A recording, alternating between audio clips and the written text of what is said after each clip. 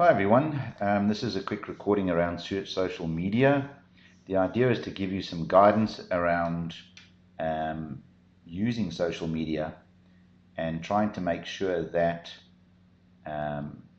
what you're doing inside of social media makes sense. A lot of people want to start doing social media, doing Facebook, YouTube, posting on LinkedIn, but don't think through the process correctly. So there's a lot of different ideas behind social media, whether you're taking photographs of your lunch, whether you're talking about your company, but it's all about wanting to connect with people and share with people. And part of this whole connecting and sharing issue is that it raises social and security problems. So let's have a look at a few of those. So we'll have a look at the policy side of life, we'll have a look at the procedure side of life, and we'll have a look at the security side of life. So if you're employed, typically your employer has a social media policy, and we certainly do, and it has a whole bunch of do's and don'ts about social media. And from that perspective, I think what you need to do is just be wary of what's in that policy. And the more aggressive amongst the employers may make it a dismissible offense to bring the company into disrepute. So just understand what you may or may not do as far as your company rules go. So download that, read it. The second thing that you have is once you've chosen your social media platform, each of them have a lot of policies or rules and regulations, terms and conditions. And a lot of these terms and conditions may get you either banned from the platform or some of your posts taken down. Those kind of things can be quite bad, especially if you have spent a lot of time building up an account and it has a lot of reputation, a lot of followers, and then the access to that account is removed or that account is shut down for some reason. Then all of that effort's gone to waste because you haven't carefully watched their rules and regulations. Their social media platform is considered private property, and so their rules and regulations are their own to be able to change as they want. And also sign up for any changes so that when they change the policy over time, you're getting the updates as you go and it's not a surprise. The last bit of policy is really important, and it's about why are you doing this? So why are you wanting to be on social media?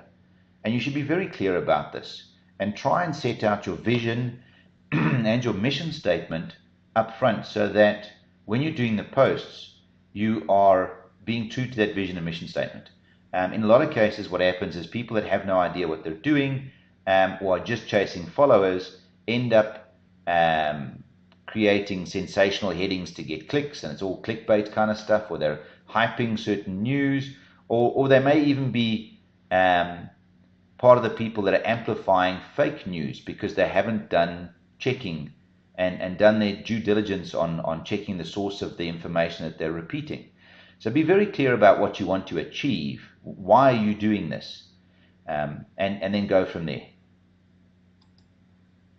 On the procedure side,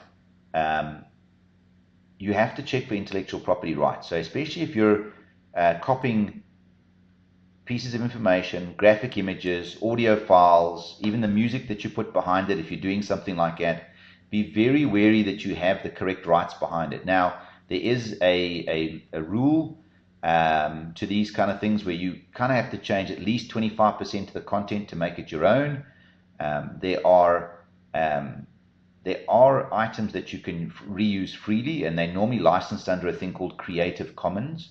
So you should go and research the Creative Commons license agreement and then look for items that are licensed under Creative Commons if you're going to reuse them inside of your material, to make sure that you have the rights to reuse it, and then keep a copy of that license or a copy of the fact that you are allowed to use it. Often what happens is the material will be taken down off the internet, and then the ability for you to prove that it was Creative Commons might be removed from the link that you were using to get the material from. And then you end up with problems when somebody asserts that it's their property, and YouTube will then automatically give them rights to it if you don't have something to counteract that with. And there's some famous cases of this, where people have had their revenue taken from them because they didn't keep the proof of the licensing of the property that they're using. So then you've got other things. In our particular case, say we're reusing a photograph, or we're taking a photograph that we've taken and we're putting it up inside of there, you have to be careful that it doesn't have contained inside of it health and safety issues.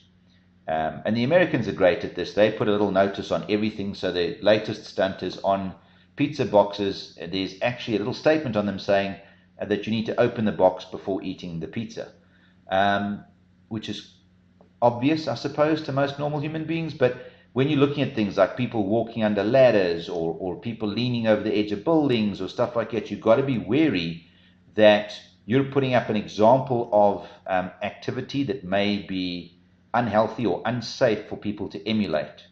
And you must be very careful that you stipulate things like, if you're not a financial advisor, that it's not financial advice and stuff like that, and people shouldn't copy this, and this, you should not do this at home kind of stuff.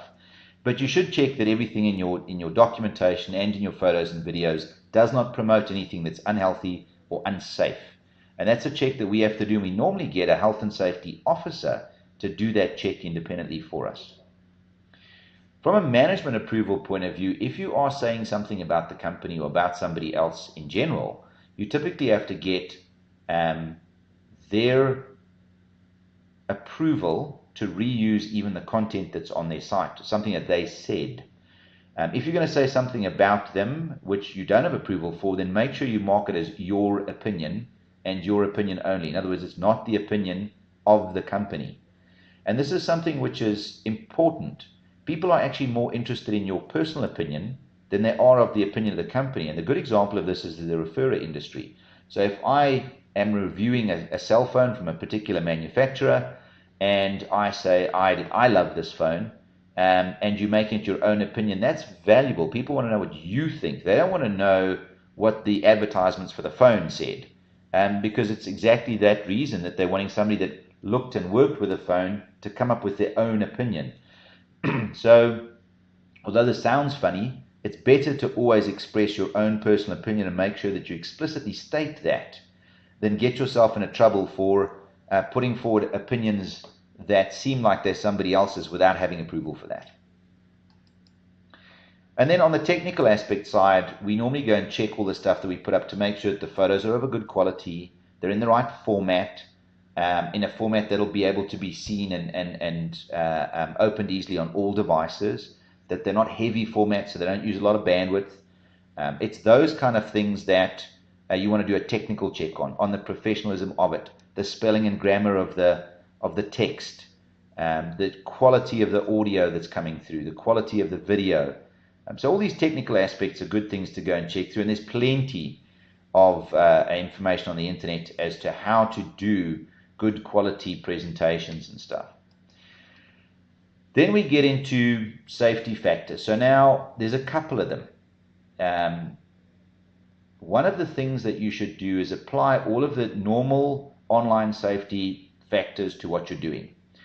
So you should have multi-factor authentication, you should use strong passwords, you should always log out and close browse tabs. All of these normal actions that you would do for online safety apply, but there's some additional ones as well. And some of them are, perhaps you don't want to use your own personal account on certain social media platforms to be doing this with. And Facebook's probably a good example, where if you're putting stuff up on Facebook, you probably want to create a second account for this particular thing that you're doing. Like I'm blogging about cars, for example. So I create a Facebook account called CarNut, and I blog on that so that I have a personal account and I can gather my friends around that without exposing them to that group of people that will then gather around my Facebook page. A lot of the security aspects inside of Facebook allow the friends of the friends to see personal data about the social group that you've created. So to make sure that you don't inadvertently expose your friends to malicious behavior or security issues, it's often better to create a specific account for this purpose. In some other platforms like LinkedIn and so on, it's not as prevalent because they don't have quite the same setup. But even there, you might want to create at least a separate page and do all the blogs and stuff against the page, not against your account, or directly on your own home page on that platform and so on. So there's additional things that you might want to look at when you're doing the security side of life, over and above the normal 9-point safety check that you would do for all online activity.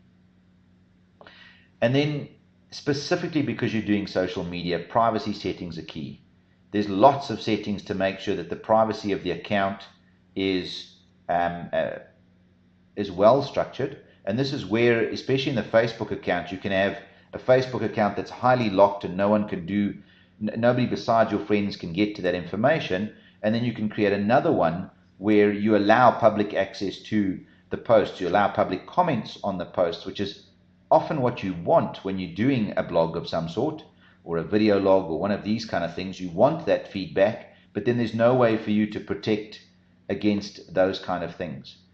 So definitely separate accounts does help in being able to set up different privacy settings for your public side versus your private side. And those kind of things are key when you're getting into this kind of thing. So why is less more in these cases? So from a security point, less exposure means less risk and so on. And the less you put up, the less you have to worry about checking all of these things for all those items. So for every item you put up, you've got to do all of these checks and balances, which means that somewhere along the line, you will expose yourself to having not double-checked something, etc. It's also the fact that when you're putting out things on social media, you're talking to the world, and you can inadvertently upset people from different cultures, from different languages, from different religions, and you can offend them unintentionally very easily without thinking about it. So the best way to do these things is to say what needs to be said and no more, to keep it succinct and accurate, and make sure that the statements you're putting down are not easily misinterpreted. So definitely less is more in these kind of cases. It's not about how long your video is, or how many words are in your text, or how long the item goes on for. It's really about the quality of what's inside of there.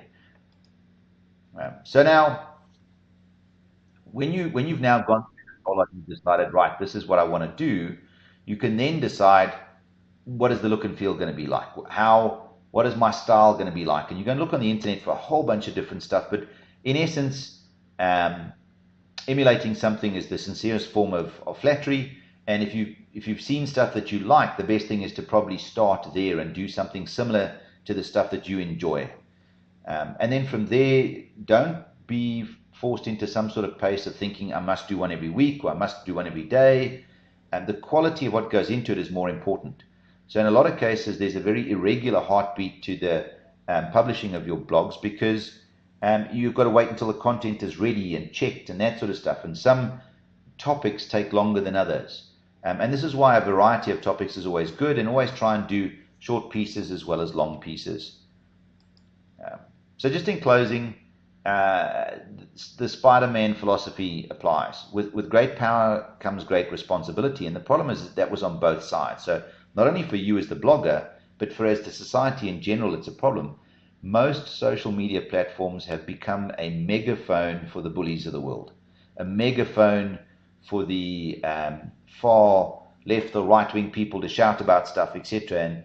And it's proven to be quite an evil place in a lot of cases. So with the great power that is inside of there, you have to be very responsible with it, as the person that's publishing the content. And you may find that you get massive backlash from places. And this is where it's to be expected. You cannot please everybody. And invariably what will happen is you'll get some negative comments from a portion of the population. and the people that enjoy it often don't make any comment at all. So you will get a few people that'll say, I love it, it's brilliant, etc. And then you'll get an equal amount of people that say it's rubbish and so on and so forth. Just understand that's part and parcel of the way that social media is currently operating in the world, and that's quite normal in all of them. And it's one of the reasons why people often switch off the ability to comment on their blogs. They switch off the ability for them to contact you, etc., inside of the platforms, and they take that communication off to another platform where they've got more control. And inside of there, be wary, because the internet never forgets. Even if you take down a blog post, people will have copied it, will have retweeted it, and it never, ever, ever forgets. So anything that you say online, in essence, never disappears. And so from a reputation integrity point of view, it's definitely something that you cannot get back once you've lost it online. In a lot of cases, people just close the account and call it quits for the day, because they can't recover from the negative cycle that then comes washing down on them from the social media platforms. And that's it. So what are the next steps? So the next steps are certainly get into a good routine and check and vet your content. Make sure that sort of stuff's done. If you're unsure, get input from the right people. So health and safety checks, management checks, whatever it is, phone a friend. And then this is like giving birth to something that has a life. Social media is all about interaction. So if you're going to start doing this, expect to have to allocate a portion of your week or your day to checking on this. And until you close it, that will be a permanent part of your day. The problem with a lot of these things is if people comment and you don't come back to them quickly enough, then that also goes stale. So in a lot of cases, you have to respond to these comments almost immediately or as quickly as you can, and that's a portion of work that you're putting your hand up for. So you cannot post and abandon. It lives until you take it down, kind of, or respond, and the internet never forgets. And just be wary that you should never respond immediately, especially where it's a heated idea. Take some time to think about it, but don't leave it too long, because then it looks bad as well.